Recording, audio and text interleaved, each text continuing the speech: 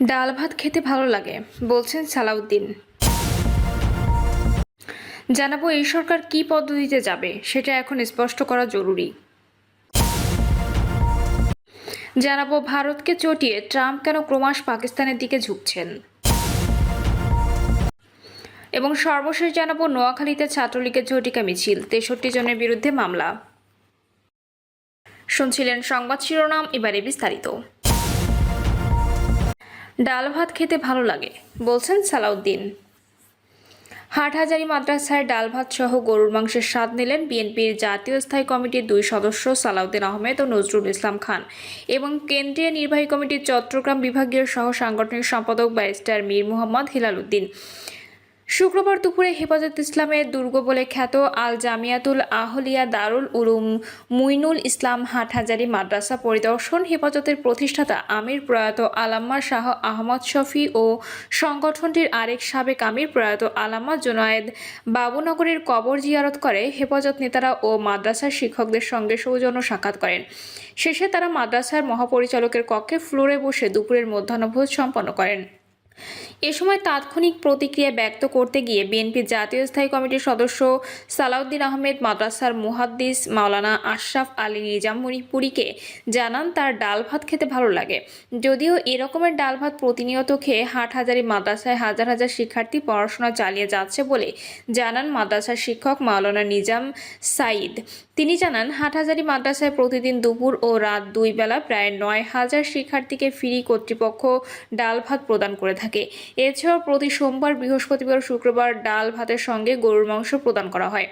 এই সাধারণ খাবারের অনেক স্বাস্থ্যগত উপকারিতা আছে বলে জানান চট্টগ্রাম বিভাগীয় স্বাস্থ্য অফিস সহকারী পরিচালক ডক্টর ASM ইমতিয়াজ হোসেন। তিনি জানান ডাল ও ভাতের সংমিশ্রণ একটি সুষম খাদ্য যা শরীরের জন্য প্রয়োজনীয় পুষ্টি সরবরাহ করে। ডাল প্রোটিন, ফাইবার, ভিটামিন এবং খনিজ সমৃদ্ধ, যখন ভাত কার্বোহাইড্রেট এবং কিছু পরিমাণে প্রোটিন সরবরাহ করে। এই দুটি খাদ্য একসঙ্গে খেলে শরীরের প্রয়োজনীয় শক্তি ও পুষ্টির চাহিদা পূরণ হয়। এই সরকার কি পদ্ধতিতে যাবে সেটা এখন স্পষ্ট করা জরুরি। গত কয়েকদিন ধরে আলোচনায় আছে অন্তর্বর্তী সরকারের নিরাপদ প্রস্থানের বিষয়টি। সংশয় তৈরি হয়েছে পরবর্তী নির্বাচিত সরকার এই সরকারের সব সংস্কারের বৈধতা দেবে কিনা তা নিয়ে। তাই উঠে এসেছে দায় মুক্তির প্রসঙ্গ। সরকার আদৌ ফেব্রুয়ারিতে নির্বাচন দেবে নাকি বিএনপির জন্য বিস্কুট দৌড়ের আয়োজন করবে, উঠছে এমন প্রশ্ন। ঢাকায় আয়োজিত এক সেমিনারে অর্থনীতিবিদ ডক্টর দেবপ্রিয় ভট্টাচার্য বলেন, আগের 3টি তত্ত্বাবধায়ক সরকারের প্রত্যেকের একটা নিষ্ক্রমণ পথ নির্ধারিত ছিল বলে তাদের কাজকর্মের বৈধতার ক্ষেত্রে খুব বেশি সমস্যা হয়নি। কিন্তু আগামী সরকার এই সরকারের কাজগুলো সম্পূর্ণভাবে বৈধতা দেবে কিনা এই বিষয়ে প্রশ্ন এখনো সামনে রয়ে গেছে। কি করে যাচ্ছেন আর আগামী সরকারের জন্য কি রেখে যাচ্ছেন সে বিষয়ে স্বচ্ছ বক্তব্য দিতে হবে। তিনি আরও বলেন, এই সরকার কী পদ্ধতিতে যাবে সেটা এখন স্পষ্ট করা জরুরি। এক্সিট পলিসি চিন্তা করার সময় এসেছে। যেটুকু সময় আছে এর ভেতর দিয়ে এই সরকার কী অর্জন করে বের হয়ে যেতে চায় জাতির উদ্দেশ্যে ভাষণের মধ্য দিয়ে সেটাও বলার সময় এসেছে। দেবপ্রিয় বলেন, আমার পিসিমা একটা কথা শিখিয়েছেন, যতখানি খেতে পারবে অতখানি কামড় দিও, যতটুকু চাবাতে পারবে না অত কিছু মুখে নিও না। ডেমোক্রেসি ডাস নামের একটি সংগঠনের আয়োজন করা ওই সেমিনারে রাজনৈতিক নেতারাও অংশ নেন নাগরিক সমাজের প্রতিনিধিরা। তারা সমাজের দায়মুক্তির বিষয়টিও সামনে আনেন। ডেমোক্রেসি ডায়াসের চেয়ারম্যান আব্দুল্লাহ আল মামুন সেমিনারে বলেন, 26টি দেশে গঠিত অন্তর্বর্তী সরকারের কার্যকাল, সফলতা ও ব্যর্থতা নিয়ে একটি গবেষণায় দেখা গেছে 10 মাসের বেশি যেসব অন্তর্বর্তী সরকারের মেয়াদ হয় তাদের সফলতা তুলনামূলকভাবে কম। আব্দুল্লাহ আল মামুন ডয়েচে ভেলেকে বলেন, আসলে অল্প সংস্কার আর বেশি সংস্কারের যে অস্বচ্ছ কথা তাই সংকট তৈরি করেছে। আসলে বিশ্বে যেসব অন্তর্বর্তী সরকার সফল হয়েছে তারা নির্বাচনকে সর্বাধিক গুরুত্ব দিয়ে কাজ করেছে।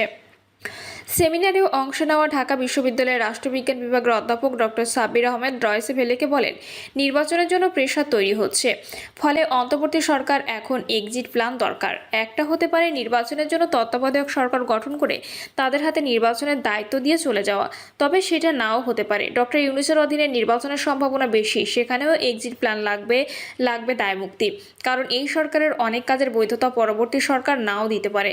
ফলে তার জন্য ভালো হবে তার সরকারের এনসি এনসিপি পন্থী যেসব উপদেষ্টা আছে বা বিতর্কিত যেসব উপদেষ্টা আছে তাদের পদত্যাগ করিয়ে উপদেষ্টা পরিষদ পুনর্গঠন করে নির্বাচন করা, সেটা হলে তার জন্য এক্সিট সহজ হবে। তবে নির্বাচন নিয়ে এক ধরনের খেলা আছে, সেই খেলার মাধ্যমে হয়তো সরকার চাইবে ফেব্রুয়ারির মধ্যে নির্বাচন না দিতে, তবে যেভাবে চাপ বাড়ছে তাতে এপ্রিলের মধ্যে নির্বাচন হয়ে যাবে বলে আমার মনে হচ্ছে। ভারতকে চটিয়ে ট্রাম্প কেন ক্রমশ পাকিস্তানের দিকে ঝুঁকছেন? ডোনাল্ড ট্রাম্পের ভাষায় দুনিয়ার ট্যারিফ কিং বা শুল্ক বসানোর রাজা ভারতের ওপর 25% হারে পাল্টা শুল্ক আর তার উপর তথাকথিত রাশিয়া পেনাল্টি, এই হুকুম জারির কিছুক্ষণের মধ্যে মার্কিন প্রেসিডেন্ট পাকিস্তানের সঙ্গে বিরাট এক জ্বালানি সমঝোতার কথা জানান। পাকিস্তানের বিপুল খনিজ তেলের রিজার্ভ সদ্ব্যবহার করতে আমেরিকা যে সাহায্যের হাত বাড়িয়ে দেবে ঘোষণা করেন সে কথাও। নিজের ট্রুথ সোশ্যাল অ্যাকাউন্ট থেকে এটাও লিখতে ভুললেন না, কে জানে একদিন হয়তো দেখা যাবে এই পাকিস্তান ভারতেও তেল বিক্রি করছে। অথচ 2018 সালে প্রেসিডেন্ট হিসেবে প্রথম দফায় মেয়াদে এই পাকিস্তান সম্বন্ধেই তিনি মন্তব্য করেছিলেন, এরা আমাদের মিথ্যে আর ধোঁকা ছাড়া কিছুই দেয়নি। কিন্তু এই দ্বিতীয় মেয়াদে এসে সেই অবস্থান থেকে তিনি শুধু টার্নই করেননি, ইসলামাবাদের সঙ্গে ওয়াশিংটনের সম্পর্ক দিনকে দিন ক্রমেই আরও ঘনিষ্ঠ হচ্ছে।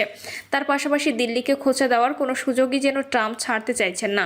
এই ধারাবাহিকতাকেই তিনি জানিয়েছেন পাকিস্তানের বিপুল তেল সম্পদ যৌথভাবে বিকশিত করার জন্য তাদের দুই দেশ সমঝোতায় পৌঁছেছে এবং কোনো মার্কিন কোম্পানি এবং পার্টনারশিপের নেতৃত্ব দেবে সেটা এখন বাছাই করার কাজ চলছে। জ্বালানি খাতের এই সমঝোতা সাম্প্রতিক পাক মার্কিন সম্পর্কের ডায়নামিক্সের সবশেষ সংযোজন। যদিও পাকিস্তানে এই তেলের রিজার্ভ ঠিক কোথায় সেটা ট্রাম্প কিছু ভেঙে বলেননি। ভূরাজনীতির পর্যবেক্ষকরা অবশ্য এই সম্পর্কের গতি প্রকৃতি দেখে বলছেন, প্রেসিডেন্ট ট্রাম্পের সঙ্গে ইসলামাবাদের যে একটা নতুন সমীকরণ তৈরি হচ্ছে তাতে কোনো ভুল নেই। এই জ্বালানি সমঝোতার ঘোষণায় এমন একটা সময় এলো যখন পাকিস্তান ও আমেরিকার মধ্যে বাণিজ্য চুক্তি নিয়েও আলাপ আলোচনা চলছে। গত সপ্তাহে পাকিস্তানি পররাষ্ট্রমন্ত্রী ইশাক দার তার মার্কিন কাউন্টারপার্ট মার্কো রুবিওর সঙ্গে দেখা করার পরে জানিয়েছিলেন দুপক্ষ চুক্তির খুব কাছাকাছি পৌঁছে গেছে এবং দিন কয়েকের মধ্যেই তা চূড়ান্ত হয়ে যাবে। কিন্তু পাকিস্তানের চিরপ্রতিদ্বন্দ্বী ও প্রতিবেশী ভারতের জন্য এর অর্থ কী? ঘটনাপ্রবাহ যেভাবে মোড় নিচ্ছে তাতে কি ভারতের বিচলিত হওয়ার কারণ আছে?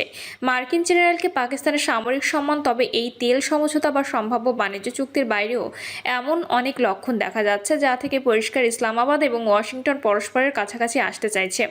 মাত্র কয়েকদিন আগে মার্কিন সেন্ট্রাল কমান্ডের প্রধান জেনারেল মাইকেল কুরিলাকে পাকিস্তান তাদের অন্যতম শীর্ষ সামরিক খেতাব নিশানি ইমতিয়াজে ভূষিত করেছেন।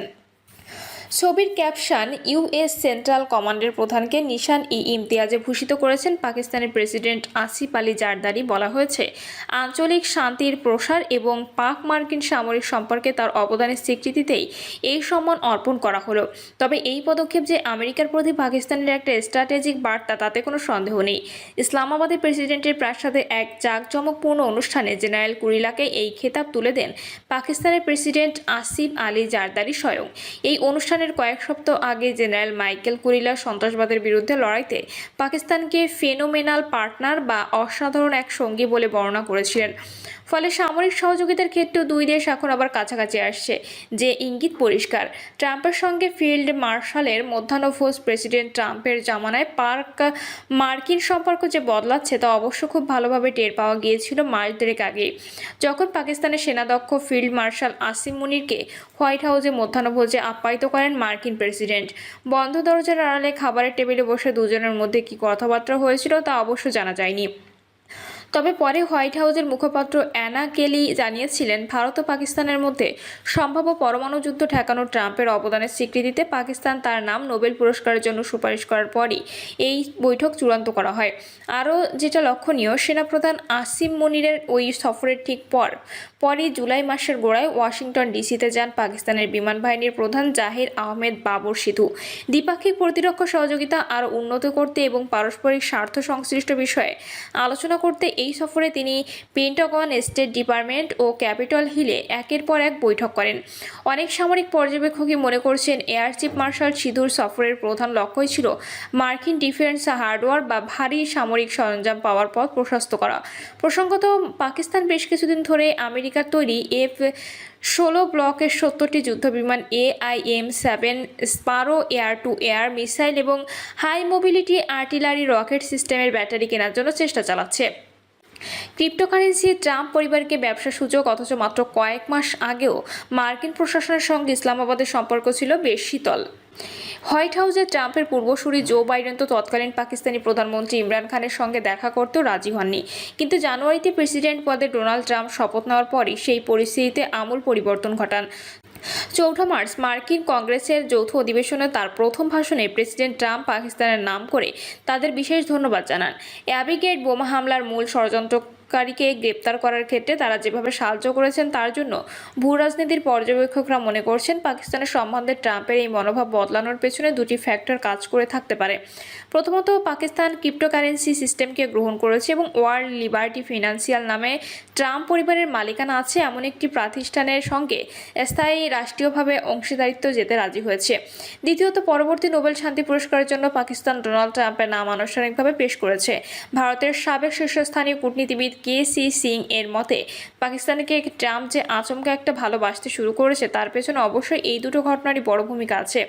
গত মে মাসের প্রথমার্ধে ভারতের অপারেশন সিঁদুর ও ভারত পাকিস্তানের পাল্টা জবাবকে কেন্দ্র করে দুই দেশ যেভাবে যুদ্ধে জড়িয়ে পড়েছিল, সেই ঘটনা ট্রাম্প ও ইসলামাবাদের মধ্যে আস্থাকে বাড়িয়ে তুলেছে। কারণ ওই সংঘাত শুরু হওয়ার 4 দিনের মাথাতেই প্রেসিডেন্ট ট্রাম্প সবার আগে দাবি করেন তার সরকারের মধ্যস্থতাতেই ভারত ও পাকিস্তান যুদ্ধবিরতিতে রাজি হয়েছে। কয়েক ঘন্টার মধ্যে সত্যি সত্যি যুদ্ধবিরতি কার্যকর হয়ে যায়।